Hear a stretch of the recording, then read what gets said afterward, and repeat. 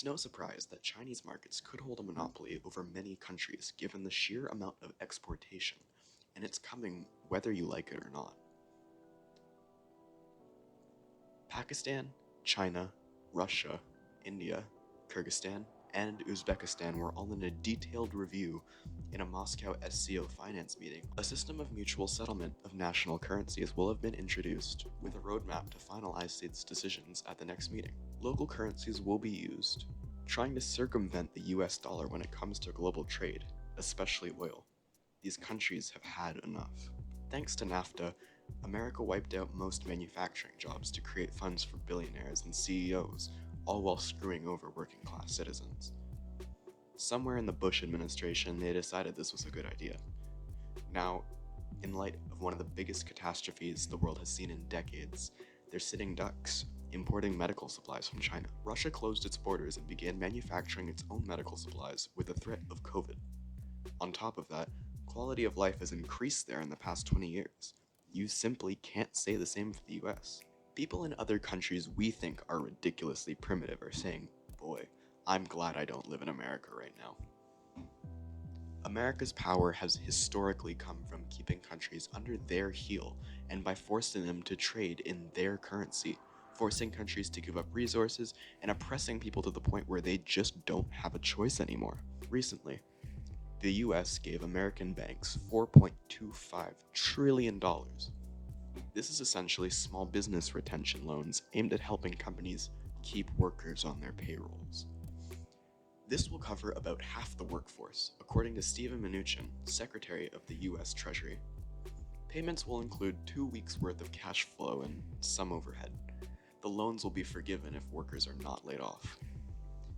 This will also include the $1,200 stimulus checks you might have already gotten, and finally, EI, or unemployment insurance to the people laid off by the pandemic. That sounds great, right? Well, it's false hope, and let me explain why. A lot of Americans unfortunately live in a bubble restricted by the media they consume, restricted by even themselves, blind to all the other countries slowly rising up from the oppression and the monopoly the United States has had for decades. China and all of those countries in the meeting have finally woken up, and the American economy is downwards trending. So, what's the move, US? Yep, you guessed it. We blame the coronavirus on China.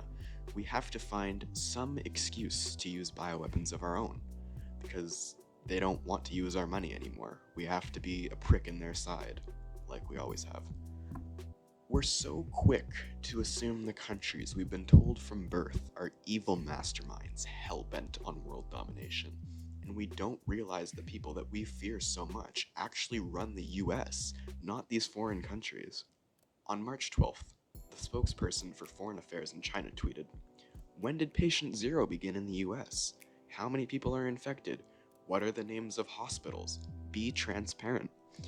This is important because it shows that the US is going to the same extent to hide data and numbers as China is.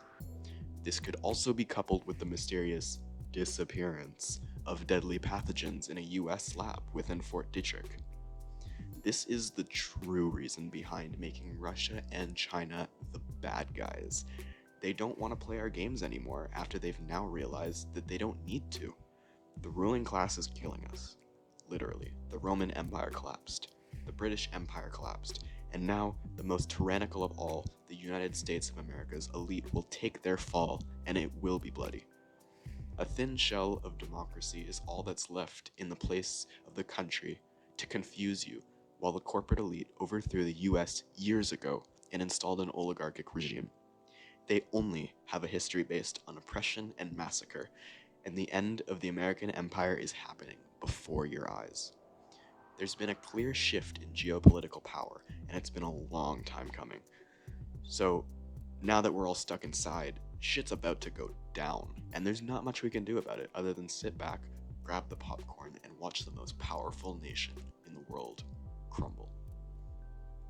If you've enjoyed the video, please consider liking and subscribing. It helps me a bunch, and I'm eternally grateful for everyone who decides to stick around here. Thanks everyone. I'll see you in the next video.